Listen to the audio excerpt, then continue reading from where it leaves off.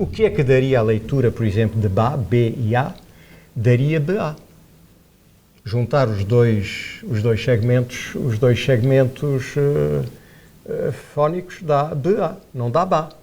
Para dar Ba, a criança só consegue ler isso, Ba, em vez de, eventualmente, BA, quando realmente teve a intuição do que é o fonema. A gente não precisa dizer o que é o fonema, não vai dar certo isso, mas tem de haver qualquer exercício que faça compreender, e é isso que não é fácil. Qual será o bom exercício? E talvez um exercício que é bom para uma criança não seja bom para outra. Há diferentes maneiras que têm sido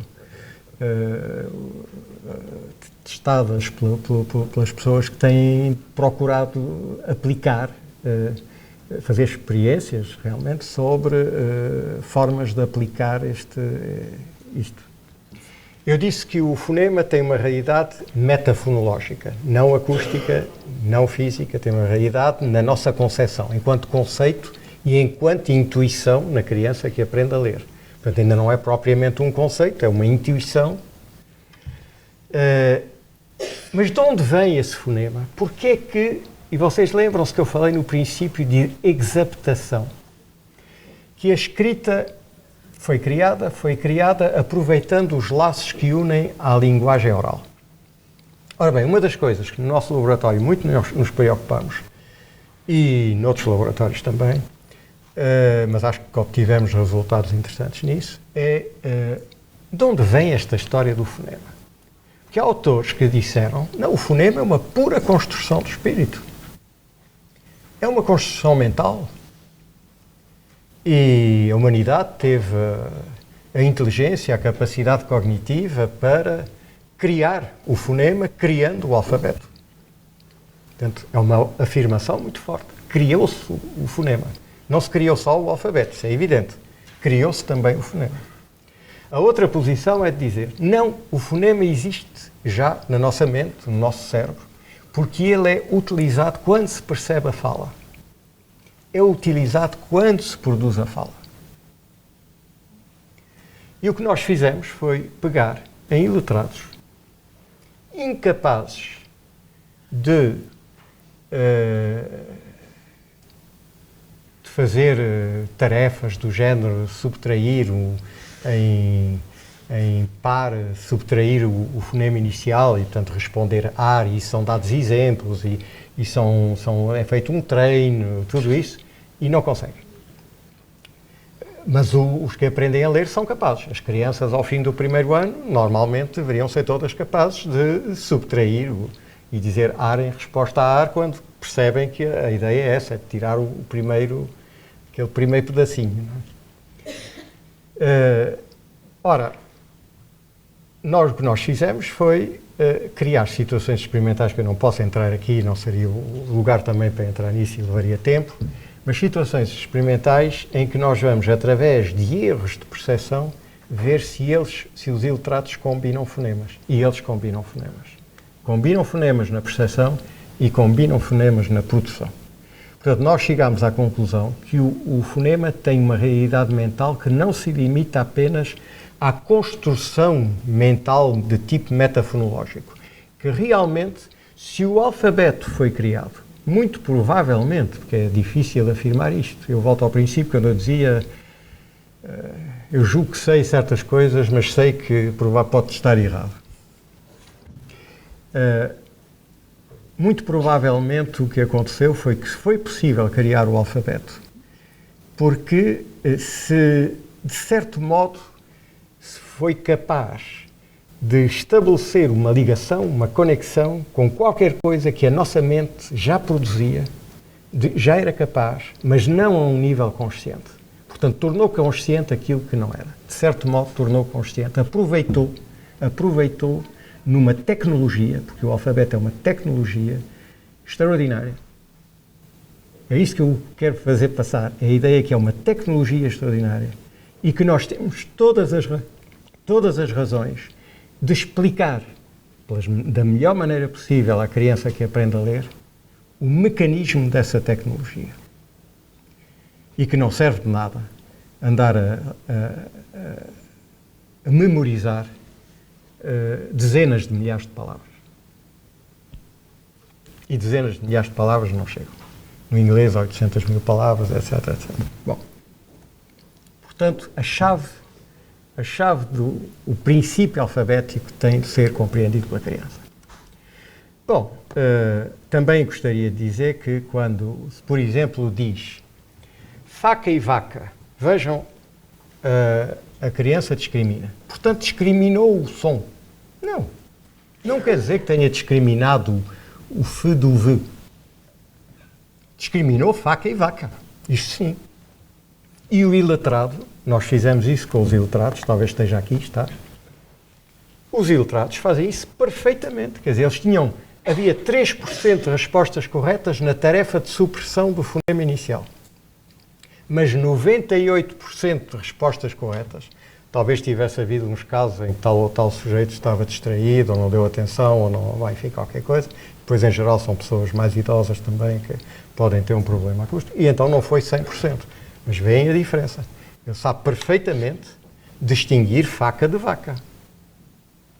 Mas isso quer dizer que discriminou o fonema? A nível consciente? Não. Quer dizer que faca e vaca são dois sons, pois são. E cada um começa, enfim, a sílaba final é a mesma, só a sílaba inicial que é preciso compreender, discriminar, e ele faz isso. Não há problema nenhum. Mas, portanto, a criança que será capaz, quando nós propomos, e tenho a impressão que está aqui, não, está talvez mais à frente, de utilizar os pares mínimos. Utilizar os pares mínimos para quê? Não é para a consciência dos fonemas. Os pares mínimos é para sabermos que ele percebe bem a fala, que não há problemas, porque há crianças que têm problemas. E as teorias atuais da dislexia incluem esse aspecto, que os disléxicos têm problemas na percepção da fala, que não são de uma gravidade tal que impeçam a compreensão na linguagem oral, que é extremamente redundante, que tem muitos índices. Mas quando se trata de perceber sílabas que diferem pela consoante inicial, têm certos problemas. Porquê é que têm certos problemas? Uma das explicações, eu não digo que seja a única, é a seguinte, que há uma coisa que se passa quando nós temos mais ou menos 10 meses de idade. É que nós começamos a categorizar os sons da fala na maneira que corresponde à nossa língua. Os bebés japoneses de 4, 5, 6 meses, 7 meses mesmo, eles distinguem as duas consoantes líquidas. Nós exprimimos em letras por R e L. Vocês sabem que os japoneses têm essa dificuldade em distinguir. Mas os bebés japoneses, antes dos 10 meses de idade, distinguem muito bem. Tal como os bebés americanos, portugueses, etc. Mas, por volta dos 10 meses de idade, as crianças adquirem o repertório fonológico da sua língua. E na língua japonesa não há essa distinção. Na língua tailandesa há 3, não há só apenas sonoro e surdo, há 3 categorias. Nós perdemos essa capacidade de discriminação, a menos que haja um tailandês aqui ou uma tailandesa. Nós perdemos essa discriminação. O que é que fazem as crianças disléxicas? Isto foi feito com francês.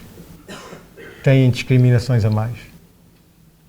Discriminam a mais. Quer dizer, não fizeram, pelos 10 meses de idade, aquele passo extremamente importante que é deixar de perceber certas discriminações que não são pertinentes na sua língua.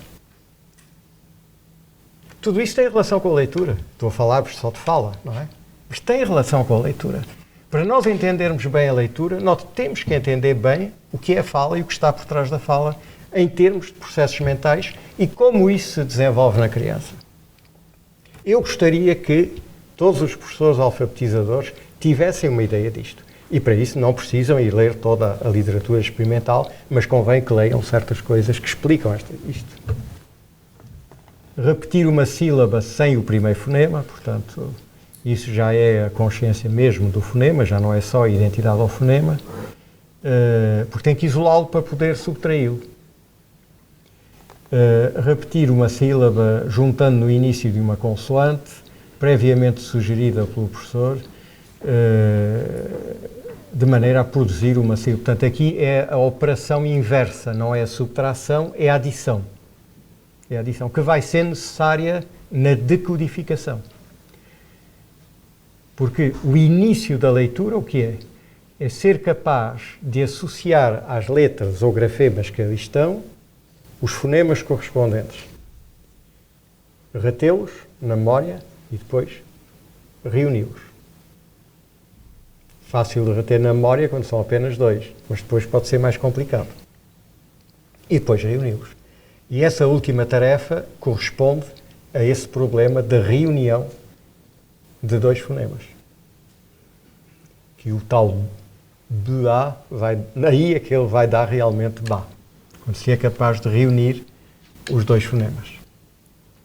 Essa fusão, evidentemente, na aprendizagem da decodificação, várias questões podem-se colocar. Quando se trata de mais que uma sílaba, como é que vamos fazer essa fusão? Vamos fazer uma fusão no fim, quer dizer, depois de termos identificado os fonemas correspondentes a cada letra ou grafema, ou vamos fundir desde que é possível, integrar as duas, portanto o BA que se torna BA, fundir logo que é possível, chama-se então a fusão progressiva, e os estudos têm mostrado que é melhor a fusão progressiva do que a fusão no fim. Portanto, logo na primeira sílaba, fundir. Porquê? Porque aquilo que vai guardar na memória já será apenas um elemento. Ao passo que se fizer a fusão de todos os fonemas no fim, vai ter que guardar muita coisa na memória. E a memória fonológica da criança, nessa idade, ainda não é uma coisa tão grande como a nossa memória fonológica. A decodificação tem de ser praticada.